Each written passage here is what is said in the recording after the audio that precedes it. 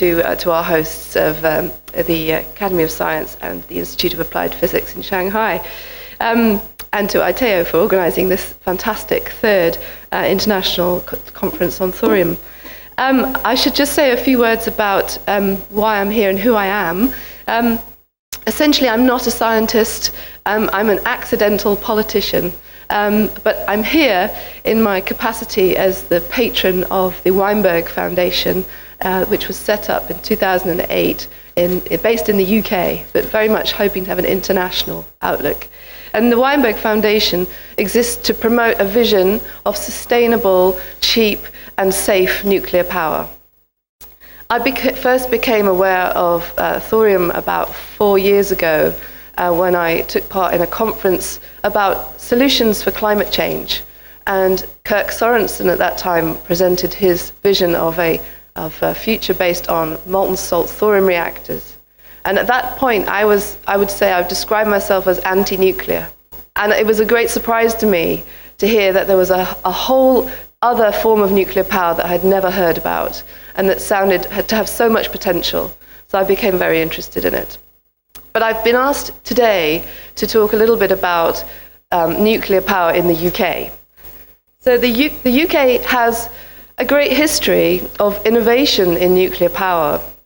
In 1956, the world's first commercial-scale reactor was switched on by Her Majesty Queen Elizabeth II at Calder Hall in Windscale, now known as Sellafield. Unfortunately, a year later, the UK was also host to the very first nuclear accident, in that our Windscale piles, which was a reactor used for production of weapons-grade material, melted down, suffered an accident, caught fire. And ever since then, the UK has had a very, very keen interest in the safety of nuclear power. And that has driven our innovation. Our nuclear power stations in the UK are varied. We have had many different designs. We've experimented with many different systems. I have produced just 3 here. The top reactor on the right is a Magnox reactor. This was our first reactor design that we deployed.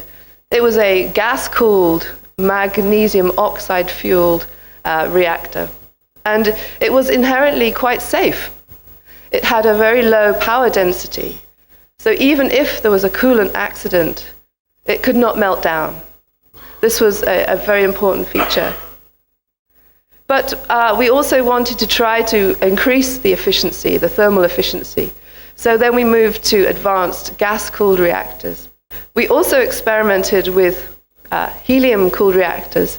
This schematic here, the diagram, is of the Dragon reactor, which was built in Winfrith in the UK. This was a helium-cooled reactor.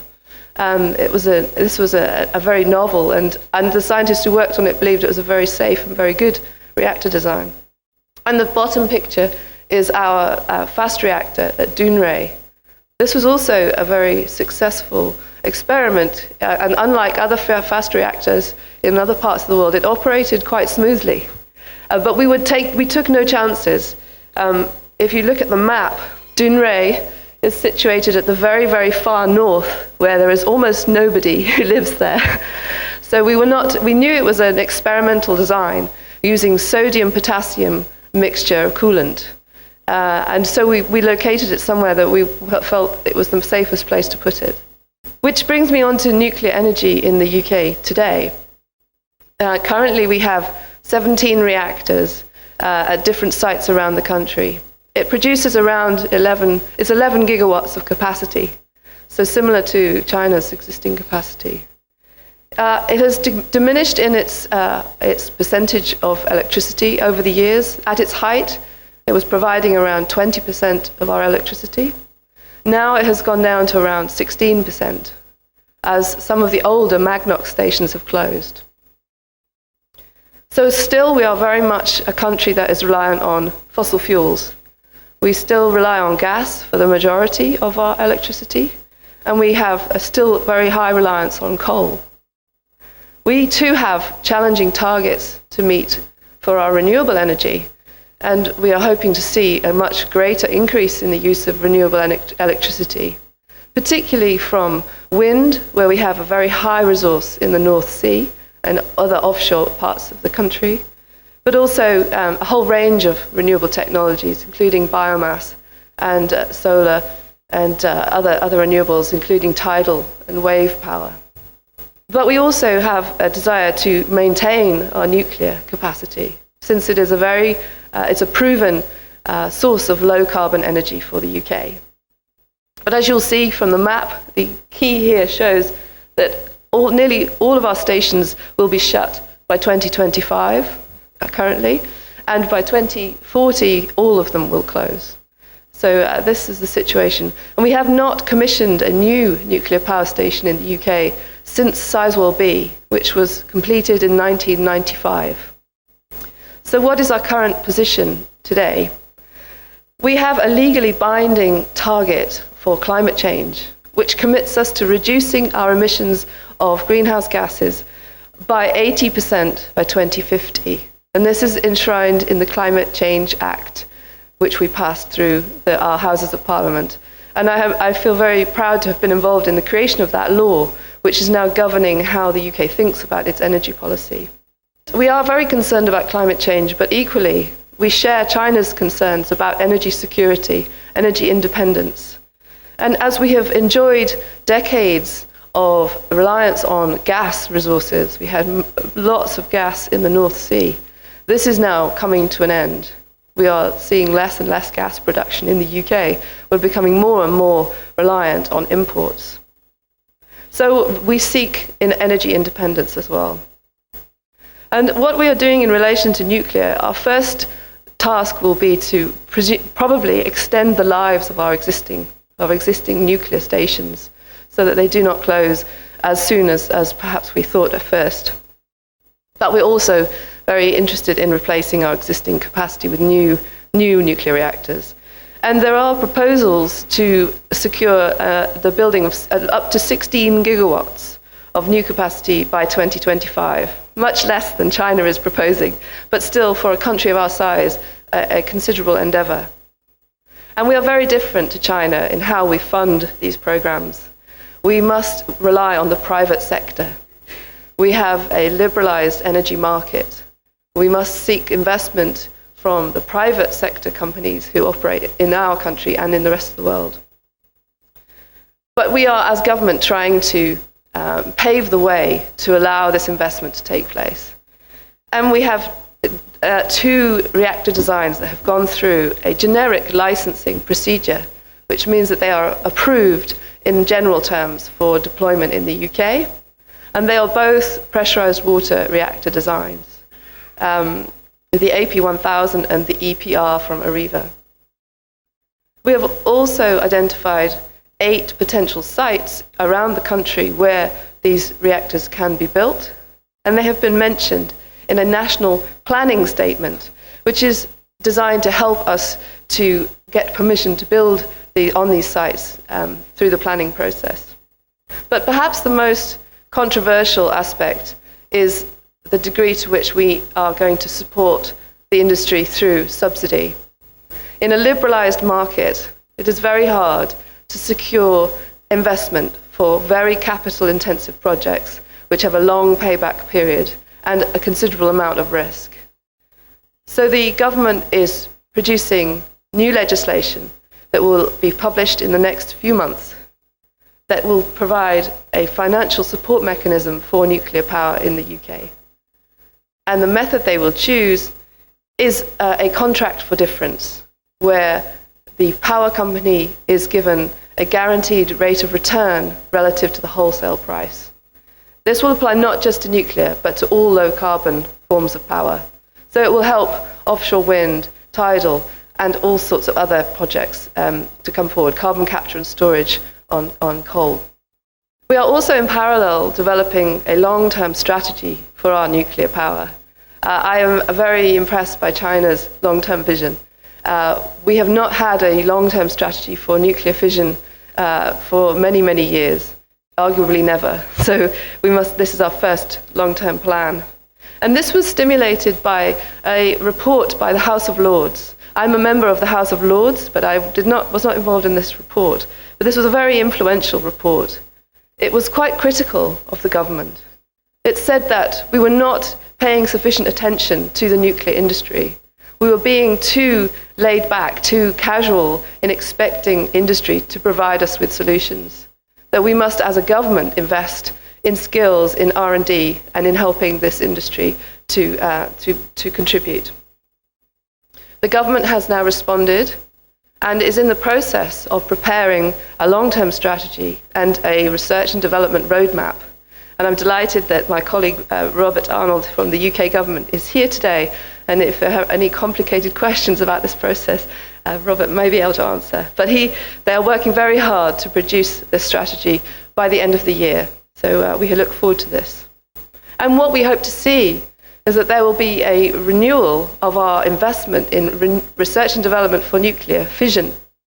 We do still invest in nuclear research for fusion, but we have not invested in R&D for fission, which I think is problematic because fission is available today, and we must invest in making it the most safe and reliable form of nuclear power that we can imagine. So I will just quickly mention about the UK's experience with molten salts and thorium in the UK. Since forming the WEINBERG Foundation, I'm delighted to say that we have uncovered many documents relating to a research program that was carried out in the UK between 1964 and 1974 into molten salt reactors.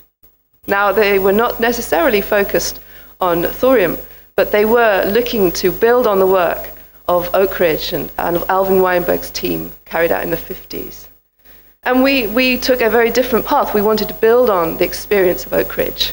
So we looked at a double loop system with lead cooling, and it was a fast reactor. This was innovative, even in those days. And the documents have now been released. They were confidential documents, but they're now in the public domain. So the WEINBERG Foundation will be cataloguing them and making them available. The science is not new. It's quite old now, but I think it shows that in that period, in the 60s and 70s, there was great imagination. There was great enterprise and innovation in the nuclear scientists that we had. And that is the spirit we must try and recapture. I mentioned the Dragon reactor also because that did actually run for part of its time on thorium. So we have experience of using thorium in reactors in the UK. And we are very, very pleased and proud to be the home of very excellent work on accelerator-driven ADSR reactors. And Bob Sawinski from Huddersfield University is a great advocate, and I know he will speak about this later in the conference. But that is one of the ways in which the UK is advancing this discussion about thorium. We are also proud to be involved in the production of Thorium Mox fuel. The INNL, National Nuclear Laboratory, based in Sellafield, is working with a Norwegian company, Thor Energy, again, who will speak at this conference, about the fabrication of solid fuel thorium for application in today's reactors. We also have a molten salt expert group that has been newly established.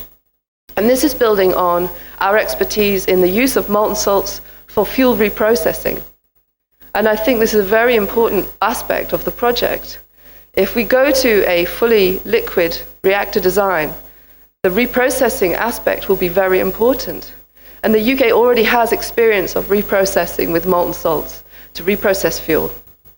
And I'm very pleased to say that we have a representative from the National Nuclear Laboratory here today, Tim. Where is Tim?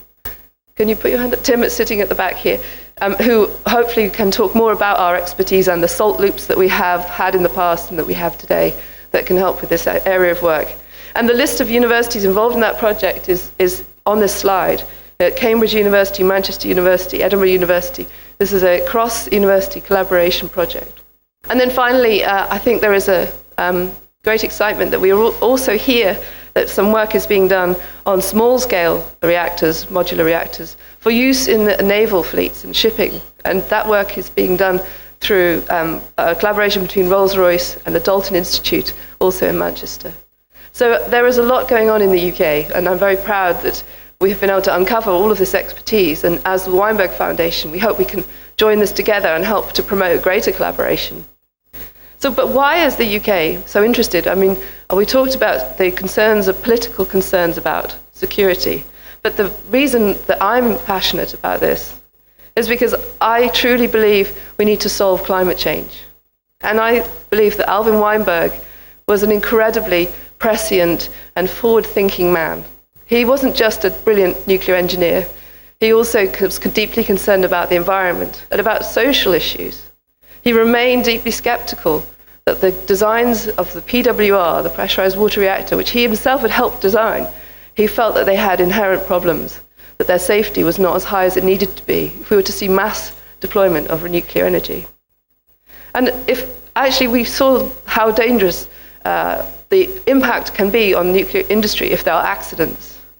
Fukushima has had a big impact, but this was just the latest in a series of accidents that began with Windscale in the UK, 3 Mile Island in America, Chernobyl in Russia, Fukushima. 4 accidents may not be many, but it's 4 too many. And Alvin Weinberg already predicted that this would be an issue, and that was why he was so interested in other innovative forms of nuclear power, including the molten salt reactor. So we have set up the Weinberg Foundation in his name, and we hope to further his work and to promote the vision that he had. The way we are working is we've established an all-party parliamentary group in the British Parliament. These are interest groups that bring together parliamentarians, lawmakers who have an interest in particular topics. And there are at least 20 of us now, drawn from both the House of Commons and the House of Lords, who share an interest in exploring thorium and molten salt reactors and promoting them to the wider government. And I think it's fair to say as well that the public in the UK is supportive of nuclear power. In fact, just this week, there has been a bit of a fuss about a poll that was asked of the UK government what they think about energy. And it showed that actually they are very supportive of renewable energy and nuclear energy, and that they believe that it is something that we should do more of. And this is interesting, even post-Fukushima, we have remained strongly supportive of nuclear power. I think this is because as a nation we are educated and aware about climate change, and we understand that we need very dense sources of energy to solve that problem. So I will just finish with a few words about a vision for the future. We all live on a very fragile, small planet. It's our home. There is no other home that we can go to that we know of. We must work to ensure that we can live sustainably on this planet. And I believe the UK, China, the world needs a sustainable form of nuclear energy that can carry it through to the many hundreds of years of safe energy use. Clearly, the burning of fossil fuels is damaging our home, when we must take great action to move away from that. The vision that a sustainable nuclear future based on thorium provides is very exciting. Not only could it provide a very affordable power, but it is a source of high temperature heat. There are not many forms of renewable energy that give you high temperature heat. So if we want to maintain industrial capabilities, production of chemicals, steel, fertilizers, we need heat. And nuclear heat, high temperature reactors, are one of the only ways that we can do this. But in addition, we may solve our waste problem. There are certain configurations of reactors that can burn up our nuclear waste that causes such a problem for many people, that causes people to be suspicious of the industry. This is an excellent potential additional benefit.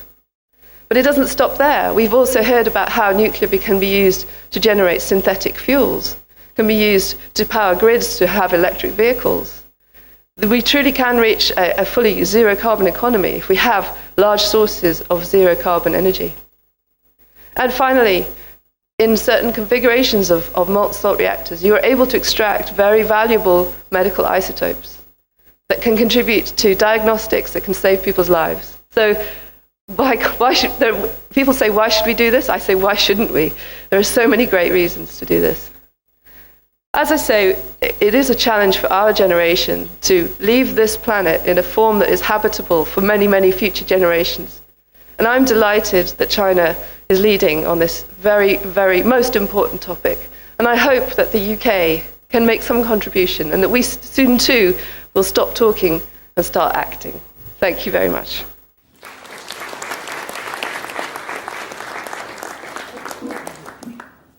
In your presentation, you have mentioned you have the growing interest in UK for the nuclear energy. You have shown our party,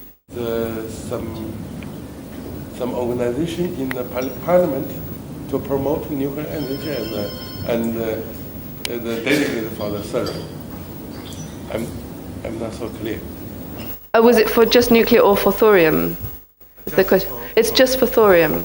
The all-party parliamentary group, there are many groups like this, special interest groups. There is already one for nuclear energy, but our one is specifically looking at thorium.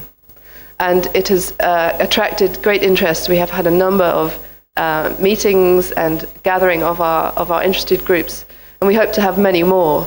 And it's a very effective way of raising the profile amongst Parliament to win more support for this important cause. The support is still in the talking stage and have been.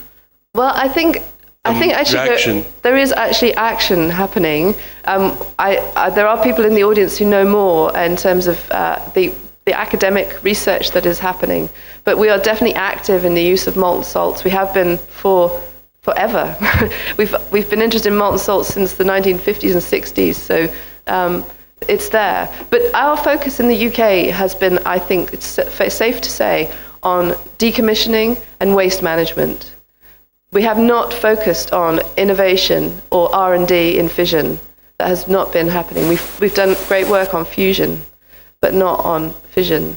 So we are reawakening and finding and hopefully recovering our spirit of innovation and scientific exploration now.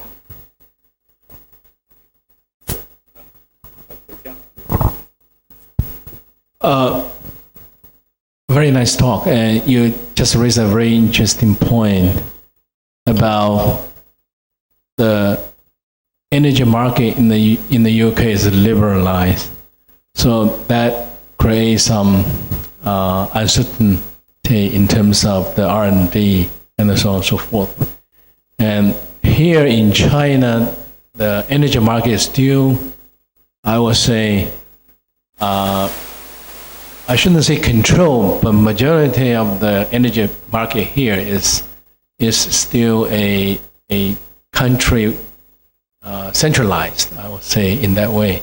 So if that's the market-driven economy in the UK, even in the US, how does government support in the R&D of this new technology will be translated into the marketplace?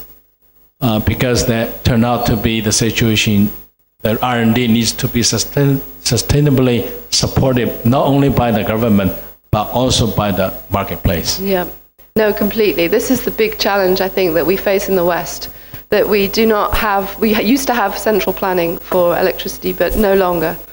And we have a very fragmented market with competing companies who sometimes have quite a short-term vision, whereas we need a long-term vision. So the way that the government helps supplement this is by grants, research grants, development grants, initially. But then there is this potential valley of death where you have a commercially proven technology, but it's not yet competitive in the market. And then you need to have market interventions to support those technologies. At the moment, we are supporting technologies. We support wind, we support biomass, we support tidal and wave. And new nuclear, innovative nuclear, will have to receive support to enable it to be deployed in the market. But we have found ways of deploying technologies ahead of their commercialization. And I think we can do the same with nuclear. At the moment, we are preparing to support existing pressurized water reactor designs, which arguably have had 30, 40 years of support already, don't need it anymore. So I would like to see more money going into the modular reactors, the different designs, which do genuinely deserve a subsidy to bring them to the market. So it's a different approach, but I hope that ultimately we can achieve a similar goal. really striking to see that even though the scale of things is different, I mean the strategies and the issues are quite similar between the UK, China, and I think this is also the case for many other countries in the world. So why is it that since we are facing a global problem, which is global warming, we cannot organize a global response and coordinate the R&D related to thorium worldwide? I think there will be hopefully collaboration at different levels, but in a way there is a benefit in diversity because each country may take slightly different routes to solve the problem, and in that way we might be able to explore different approaches and commercialize not all the same. If we just pick one solution and it doesn't work, then I think there's a risk. So there is benefit in diversity. And as the WEINBERG Foundation, since we were set up, we have uncovered so many examples of different reactor designs using thorium, that even within thorium, which is itself a fairly small section at the moment, there is diversity. So a top-down approach, though it would be helpful, may actually undermine the diversity, which I think we're seeing in every country, and all the people represented here from different countries will have slightly different approaches. But in terms of solving climate change, absolutely, I think we need much greater top-down coordination. And we have the UNFCCC, but it has not really delivered much action. And we hope that in 2015, when the next treaty is negotiated, that we will see some action. But we can't rely on that. In the meantime, domestic, national approaches, national legislation, for essentially national reasons. I mean, I didn't mention it in my talk, but Dr. Jiang mentioned it. We also want jobs. We also want green growth. We also want clean skies. And so there are selfish reasons for us pursuing this, even in the absence of a global deal.